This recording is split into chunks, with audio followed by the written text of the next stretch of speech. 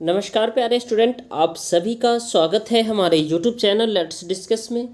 प्यारे स्टूडेंट, जैसा कि स्क्रीन पर देख रहे हैं, आज हम डिस्कस करने जा रहे हैं क्लास 10th का विषय हमारा हिंदी होगा, जो कि कार्यपत्रक संख्या 70 है और ये 14 जनवरी 2022 के लिए है। तो आप सभी को मकर संक्रांति की ढेर सारी शुभकामनाएँ और प्यार, और आपको और आपके परिवार को। तो चलिए डियर स्टूडेंट, इसी कंटेक्स्ट में आज हम इस वर्कशीट को भी पढ़ते हैं। प्यारे बच्चों, पिछली बार हमने दूसरे सत्र के अंतिम पाठ यानी कन्यादान कविता का अध्ययन किया था। आज हम उत्साह कविता की पुनरावृत्ति करेंगे और उससे संबंधित प्रश्नों को पूछेंगे, यानी प्रश्न करें उत्तर करेंगे।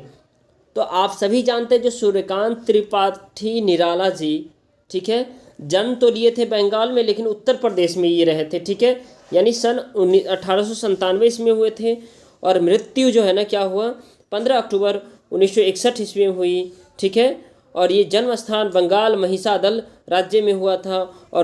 और बट ये मरे थे यूपी में, और यूपी में ही इनकी देहांत हो गई थी, ठीक है। तो कहते हैं जो इनकी रचनाएं परिमल है, गीतिका है, अनामिका है, तुलसीदास, कुकुरमुत्ता, आप सभी ने कुकुरमुत्ता का नाम सुना होगा, ठीक है, अनिमा, अप्सरा, बेला, अपरा बेला और नए पत्ते, आराधना, अर्चना इत्यादि, ये इनके जो है ना प्रमुख रचना है, ठीक है। तो ये हम कह सकते हैं जो हमारे जो बीच जो कवि हैं जिनको आज हम पढ़ेंगे, सूर्यकांत त्रिपाठी निराला जी, इनकी ये रचनाएं हैं जो कि काफ़ी प्रचलित है। अब इन्हीं के जो हम कविता है उत्साह, इसको हम पढ़ते हैं। बादल गरजो घेर घेर घोर गगन धाराओं वो, ललित ललित काले धुंधराले बाल कल्पना से पाले, विद्युत का छवि उड़ में कवि नवजीवन वाले, वज्र छिपा है नूतन कविता फिर भर दो बादल गरजो, फिर भर दो बादल गरजो। विकल्प विकल्प उन्मन थे उन्मन, विश्व के निधाघ के शकल जन, आए अज्ञात दिशा से अनंत के धन, तप्त धरा जल से भी शीतल कर दो बादल गरजो।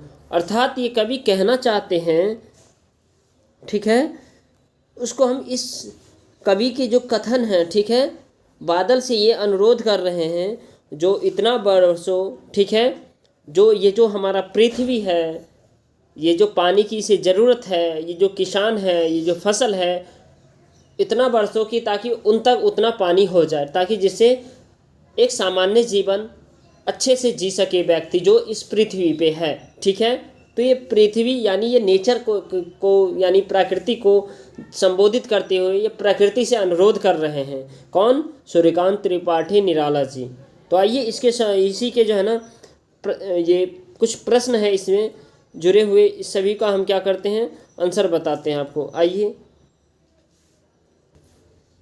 कभी बादल सा फुहार रिमझिम या बरसने के स्थान पर गरजने के लिए क्यों कहता है?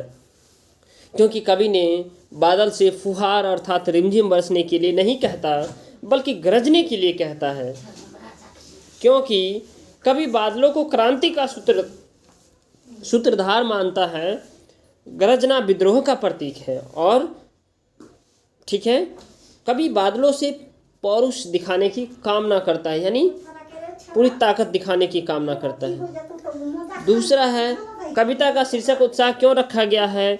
कविता का शीर्षक उत्साह रखने का मुख्य कारण है कि इस कविता में कवि बादल के माध्यम से समाज में क्रांति और उत्साह की भावना उत्पन्न कर एक महान परिवर्तन लाना चाहता है, और चाहता है जो देश में जितने भी लोग हैं जो वो सुखी रहे प्राकृतिक से, ठीक है। इस कविता में बादल शब्द से कवि किसकी तरफ इशारा करता है? तो कवि समाज तथा युवा वर्ग की तरफ इशारा कर रहा है और क्रांति का गहरा आह्वान कर रहा है। और गतिविधि है, क्रांति या आंदोलन के लिए किसी राष्ट्र के युवा वर्ग की भूमिका क्यों होती है, अपने चर्चा कीजिए इस पे। तो इसमें आप यहाँ पर लिख सकते हैं डियर स्टूडेंट, युवा वर्ग देश का भविष्य होने के साथ साथ हमारा देश के विकास का एक महत्वपूर्ण हिस्सा होता है। वो वर्तमान और भविष्य के बीच की कड़ी होती है, उनमें जोश तथा उत्साह दोनों होता है तथा कुछ कर गुजरने का जज्बा होता है। इसीलिए किसी क्रांति आंदोलन के लिए राष्ट्र के युवा वर्ग की भूमिका बहुत ही महत्वपूर्ण होती है। लगता है ये वीडियो आपके लिए आपको पसंद आ रहा है तो इसे ज़रूर लाइक करें। चैनल पे नए हैं तो चैनल को सब्सक्राइब कर लीजिए और वीडियो को शेयर कर दीजिए ताकि आपके दोस्तों तक भी पहुंच जाए। अगर आप लाइक शेयर सब्सक्राइब करते हैं तो मुझे काफ़ी खुशी होती है। ठीक है, तो चलिए हम मिलते हैं अगले अपडेट के साथ। खैर कोई जो है ना